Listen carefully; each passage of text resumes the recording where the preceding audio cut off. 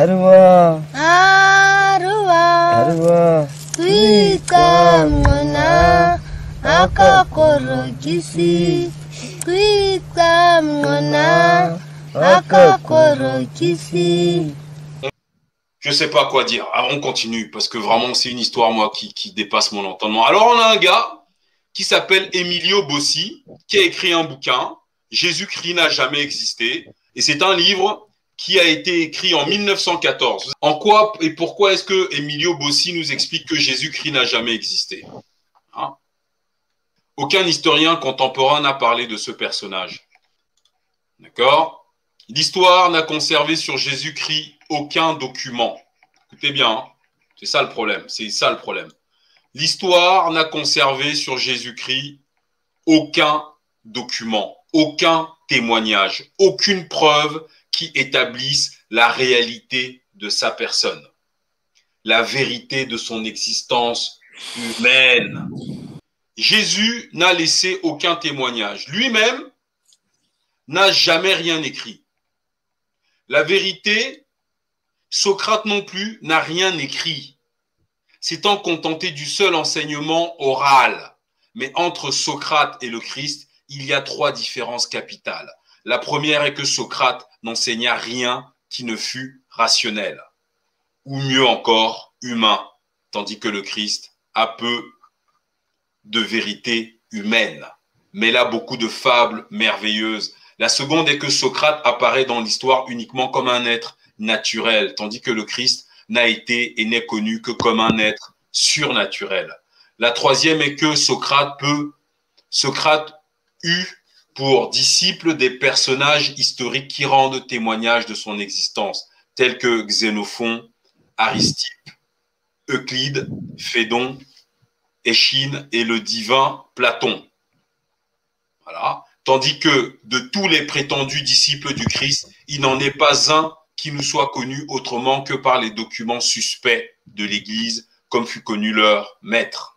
Si donc, du fait que Socrate n'a rien écrit, on ne peut conclure qu'il n'ait jamais existé.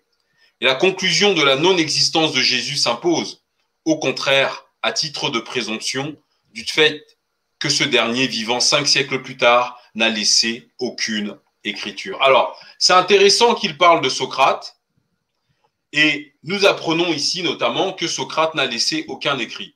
Donc, il y a à Shango, s'il y a plus de 11 000 églises au Congo, c'est une bonne chose, parce que le Congo est en train d'évacuer le catholicisme. C'est en fait, si vous voulez, c'est la destruction par la reproduction en masse, en fait. Donc, le fait de désacraliser au fond ce qui se veut sacré par la multitude de créations de trucs, derrière l'escroquerie intellectuelle et philosophique et spirituelle, va rejaillir auprès des gens. Moi, ça ne me dérange pas, parce qu'en plus, ces églises viennent affaiblir. Parce que, encore une fois, sincèrement, je vous dis une chose, hein. Allez, il y a ce live-là sur les églises. Allez voir ce live. Vous comprendrez pourquoi c'est extrêmement important qu'au Congo, il y ait autant d'églises. Bizarrement, hein, c'est quand même très bizarre. C'est-à-dire qu'en fait, tu combats le feu par le feu. Il n'existe aucun témoignage écrit sur Jésus. Et c'est pourquoi l'Église catholique a déjà perdu. C'est que l'Église parie sur la bêtise des gens. Alors que nous parions sur l'intelligence des gens.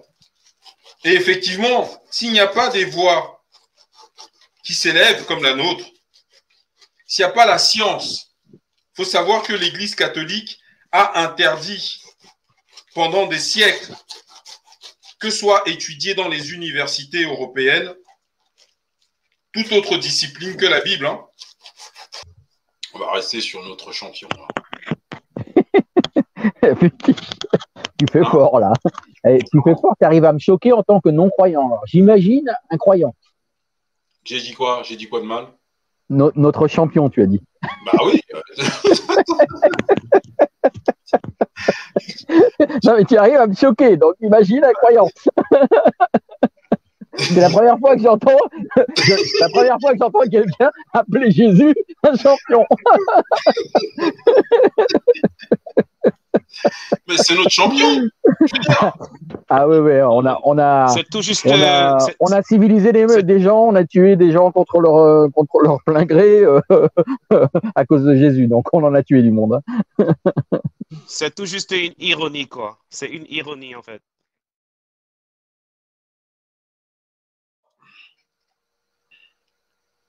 Donc, citerez-vous la Bible, elle ne peut pas nous fournir la preuve que le Christ ait été un personnage réel. Et c'est un gros problème pour les catholiques, ça. Et même nous fournir force preuve contraire. Au vrai, elle est d'un bout à l'autre la preuve de la non-existence de Jésus. Silence étrange de tous les historiens juifs ou païens. En dehors de la Bible, aucun auteur profane, parmi tous ceux qui auraient été ses contemporains, ne nous a transmis à son sujet le moindre renseignement. C'est-à-dire, imaginez en 2021, d'accord? Tu as la sœur Nganga Asata qui va dans les hôpitaux. Hôpital Lariboisière, elle met ses mains comme ça. Tous les malades se lèvent, tout le monde est guéri. Hôpital Saint-Antoine, elle dit laissez, je gère, comme ça. Même les amputés, là, les membres ont réapparu, tout va bien. Tout le monde danse, tout le monde chante. Elle va dans les hôpitaux à Melun, partout. Dès qu'elle rentre là, tout le monde sort guéri de l'hôpital. Dit même le moustique qui t'a piqué la nuit, le bouton là a disparu. Voilà. Et évidemment, elle fait tout ça. Les foules se soulèvent, elle est reçue partout, machin, etc. Mais aucun journal ne parle d'elle. Il y a les gens qui vraiment, tout le monde veut la voir parce que le monde entier demande des visas pour venir en France voir Nganga Asata. C'est-à-dire, tout le monde entier, tout le monde veut venir en France la voir. Et c'est tellement chaud qu'à un moment donné, la femme là, elle court. Elle saute sur le lac, mais elle ne coule pas. Elle va se mettre au milieu pour se protéger de la foule. Aucun journal, aucun écrivain, aucun historien, personne ne mentionne 300 ans plus tard son écrit. 1000 ans plus tard, on n'a aucune trace, rien du tout. C'est-à-dire, elle est même arrivée à un endroit où il n'y avait que le désert. Les gens avaient faim et soif. Elle a jeté le sable comme ça en l'air, c'est devenu du pain, du poisson et tout. Les gens ont mangé jusqu'à faire la sieste, en plein cagnard. Et personne ne parle d'elle. T'as pas un truc, t'as même pas une maman qui s'est dit en rentrant le soir, non, je vais écrire, la Nganga Asata, là, elle va bricoler même un livre, un truc. On n'a rien qui peut avaler ça. Franchement, je suis déjà triste. Hein. Franchement, frère, j'ai fait tout ça là et non, franchement, je suis triste. J'ai dit, t'as même pas, c'est-à-dire, tu n'as rien, pas un petit mot dans un journal local, rien. Si. On a un Saint-Suaire qui a été démontré qu'il était faux, mais qui est apparu au XIVe siècle. Voilà. C'est le linceul du Christ, mais bon, c'est un faux. En gros, ce que le frère veut dire, c'est que 1400 ans plus tard, on dit qu'on a trouvé ta culotte. T'aurais pu dire mon pagne. Monsieur Guignebert, chargé du cours d'histoire des religions à la Sorbonne, dit « Tout le monde doit à peu près avouer aujourd'hui que nos évangiles ne sont pas des histoires de Jésus et de ses premiers disciples, mais seulement des biographies édifiantes où les épisodes sont choisis et arbitrairement disposés pour encadrer des enseignements. On admet généralement que chacun des 3 évangiles a eu son but particulier en vue duquel il a organisé sa narration. » Voilà. Je vous passe le truc. Hein. OK, alors, ils n'ont parlé de lui qu'étymologiquement pour désigner la superstition chrétienne qui lui avait emprunté son nom et la secte attachée à cette superstition. Ces écrivains, d'ailleurs, n'ont pas connu le Christ. Ils ne se portent pas garant de son existence. ils ont écrit longtemps après la date à laquelle le Christ aurait vécu. Et ils ne parlent que d'après des manifestations passagères qui attesteraient plutôt la non-existence.